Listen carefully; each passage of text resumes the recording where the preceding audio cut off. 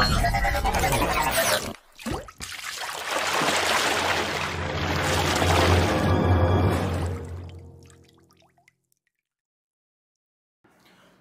কোনো একটি স্টক কিনেছেন 100 টাকায়, পরের দিন যখন আবার মার্কেট ওপেন হলো সেটা দেখলেন হয়তো 110 টাকায় পৌঁছে গেছে বা 90 টাকায় পৌঁছে গেছে। আপনি ওই আগের দিনই নিফটি দেখলেন 21,500-তে বন্ধ হয়েছে, পরের দিন দেখবেন সেটা আবার 22,000 কিংবা 21,800 এরকম জায়গায় খুলছে, অর্থাৎ গ্যাপ ওপেন হচ্ছে বা গ্যাপ ডাউন হচ্ছে। কিন্তু আপনার নর্মাল সেন্টিমেন্ট এটাই বলে যে আপনি যেখানে দেখেছেন মার্কেট বন্ধ হচ্ছিল ঠিক সেখানেই মার্কেট খোলার কথা ছিল। এই গ্যাপ আপ বা গ্যাপ ডাউন কেন হলো এটা কিন্তু আমরা জানবো আজকে। এই জানার জন্য একটা জিনিস আমরা খুব ভালো করে জানি যে প্রি মার্কেট শব্দটার সঙ্গে পরিচিত, কিন্তু ব্যাপারটা কি সেটা আমরা জানি না। আজকে আমরা দেখবো প্রি মার্কেট কিভাবে কাজ করে। যখন 9টা থেকে 9টা 15-র মধ্যে কিছু ঘটনা ঘটে মার্কেটে, যার দরুন এই দামটা ভ্যারি করে, অর্থাৎ উপরে খোলে বা নিচে খোলে। 9টা থেকে 9টা 7-এর মধ্যে এই যে 7 মিনিট টাইমে মার্কেটে অনেকে অর্ডার লাগাতে থাকেন, অর্থাৎ যারা বায়ার তারা বিড প্রাইস দেবেন এবং যারা সেলার তারা অফার প্রাইস দেবেন। এই দুটোর মধ্যে এটা কিন্তু ট্রেড হয় না, কিন্তু অফার বা আপনি বিড এই দুটো জিনিস করতে পারেন এবং তার সাথে সাথে ট্রেডটা এক্সিকিউট হয় 9টা 15-র সময়। যে যার দান যে কোনো দামে তিনি লাগিয়ে রাখতে পারেন। প্রি মার্কেটের পরে এই যে মার্কেট গ্যাপ ডাউন হলো বা গ্যাপ আপ হলো, এর পিছনে রয়েছে কিন্তু বড় একটি ক্যালকুলেশন।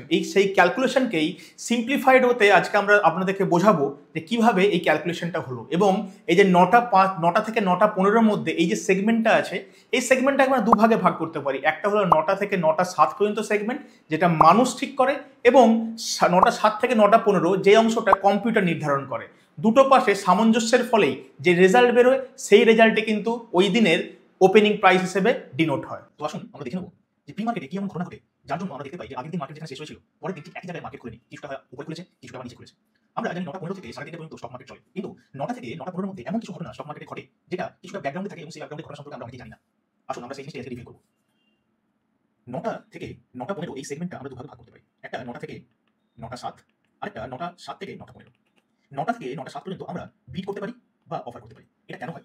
এটা যাতে নতুন ইনভেস্টার যারা আছে কিংবা যারা রিটেল ইনভেস্টার আছে তারা যাতে লস না করে মার্কেটে, সেই জন্য এই প্রি মার্কেট জায়গাটা খুলে রাখা হয়েছে। এবং এখানে কিন্তু আপনি ট্রেড হয় না, এখানে আপনি অফার করতে পারেন বা বিড করতে পারেন। বায়াররা বিড করবে, সেলাররা অফার করবে। এবং এই যে এদের বিড এবং অফারের যে ভ্যালুগুলো আছে এই ভ্যালুগুলো 9টা থেকে 9টা 15-এর মধ্যে এক্সচেঞ্জে কম্পিউটারের মাধ্যমে সাইমুলেশন চালিয়ে কম্পিউটারে এই অ্যানালাইসিসটা হয়।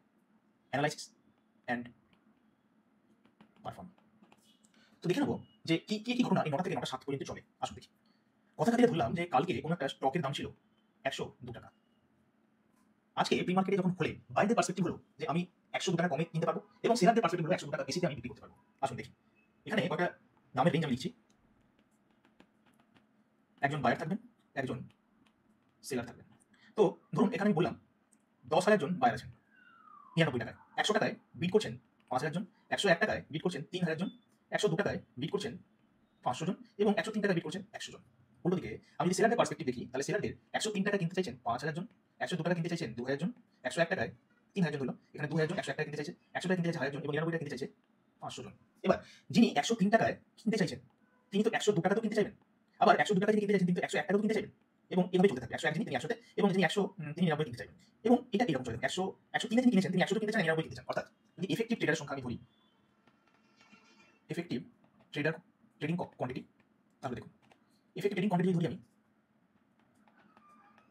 হাতে লিখতে হচ্ছে সেজন্য একটু সময় লাগছে, কাইন্ডলি সবাই পেশেন্স নিয়ে শুনবেন। দেখুন 103 টাকা কিনতে চাইছে 100 জন, 102 টাকা কিনতে চাইবে তাহলে এই 500 প্লাস এই যে 100 অর্থাৎ 600 জন। 101 কত কিনতে চাইবেন 3,000 প্লাস 600 অর্থাৎ এই 600 এখানে হলো 3,600। 100 তে কিনতে চাইছেন 5,000 প্লাস 3,600 অর্থাৎ 8,600। 99 কিনতে চাইছেন 10,000 প্লাস 8,600 অর্থাৎ 18,600। উল্টো দিকে যিনি সেলার 99 টাকা কিনতে চাইছেন 500 জন, 100 টাকা কিনতে চাইছেন 500 প্লাস এই যে 1000 ছিল এই 1000 অর্থাৎ 1,500 এবং 101 কিনতে চাইছেন এই 1,500 প্লাস 2,000 অর্থাৎ 3,500 জন।